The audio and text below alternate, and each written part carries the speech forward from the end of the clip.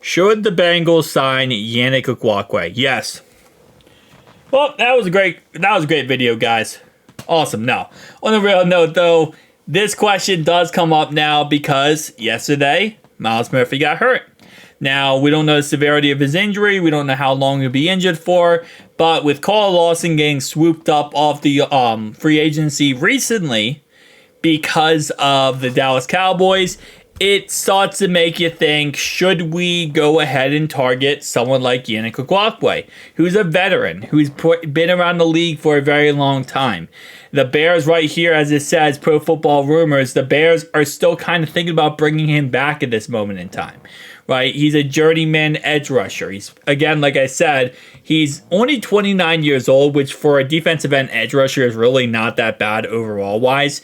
He played 13 games last year, only had 4 sacks, but that was with the Bears, who struggled greatly. The Colts did go ahead and have 9.5 sacks for them.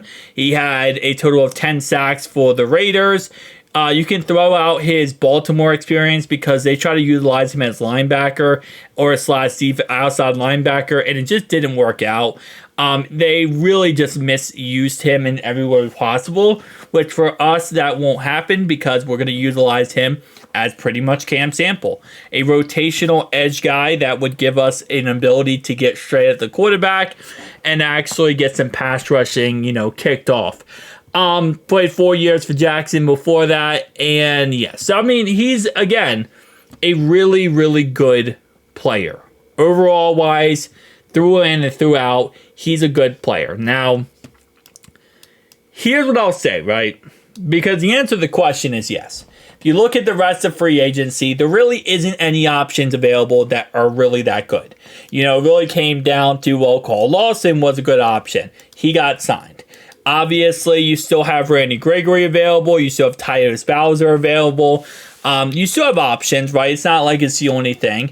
And the reason why I will say in any way possible, I might be on the fence about this because I'm very stubborn in how I think when it comes to this certain topic, because I still feel like, and I said this many times in videos, you could wait until the 53-man roster cut days where players are getting cut on the 53-man roster, and there's very possible that you could find someone available. You could find maybe 1, 2, or 3 guys available who are good veteran options that you could take, add into your squad, and give you a leg up on the competition and give us that veteran piece we need to kind of help out with the rotation. Because even if Myles Murphy is healthy and 100%, if you look at our depth chart and you look at the depth on our depth chart, you kind of need to add somebody. You really do.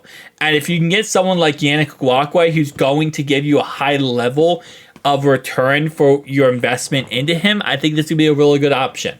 Now, the problem with Yannick Ngakoue is I don't think he's going to be cheap. And that's really my biggest issue, is the price tag of how much he's going to cost. And with the fact that he is 30 years old, he is in the prime of his pass rushing career, it's hard to justify, spending an arm and a leg for him. As I always say, if a free agent's willing to take a little bit of money to come join us and play for us, I will always say yes 100%. But once we start talking about crazy money, and then you also add in the veteran minimum that, veterans of his age will get, you start to really, dwindle away from that. Now, when you take a look at his grades over the last couple of seasons, they're all very negative. Last 2 years, pass rushing grade, 47.6, 56.9. Tackling grade, really not that good. He's not good in run defense. He is as pure of an edge rusher as you can get. He's not a guy that you're going to utilize in run. And that's just really is something that would hinder us immediately because of the fact of we need to shut down the run, and we can't shut down the run. And our biggest problem is shutting down the run last year. So if we're going to bring in someone who we're going to pay, again, in theory, a lot of money to, and he can't shut down the run, and he's a liability if they're going to run the ball against us when we play Derrick Henry twice a year, we can't go with him. Right? We can't, depending on the price tag, we can't. Now, again, that's what it comes down to, though, is the price tag. Everyone is a yes depending on the price tag. And if he wants to take a little bit of a discount and come play for us, I'm absolutely okay with that. I wouldn't mind if we would reach out to him, maybe bring him in for a tryout and see where his head's at when it comes to whether or not he wants to come play for a Super Bowl team. And that's kind of really the selling point we're going to have to get him on, is that, hey, listen, this is a Super Bowl team. We're going to go win the Super Bowl. And if you'd like to join and help us, we would very much appreciate it. I mean, at this point, especially when it comes to going for a Super Bowl run, you got to get as many depth pieces as possible. And at the end of the day, you look at the Eagles back in 2017, I believe, when they went to the Super Bowl and won the Super Bowl, and they lost their starting quarterback, Carson Wentz, right? They lost some guys on the defensive line. Even with all that being said, they had such a good depth to that team that even with the injuries, they were able to still overcome it and be very successful. And that's what you have to do in many cases to go win a Super Bowl. You have to have strong depth and a lot of different players that you can kind of fill in if someone goes down.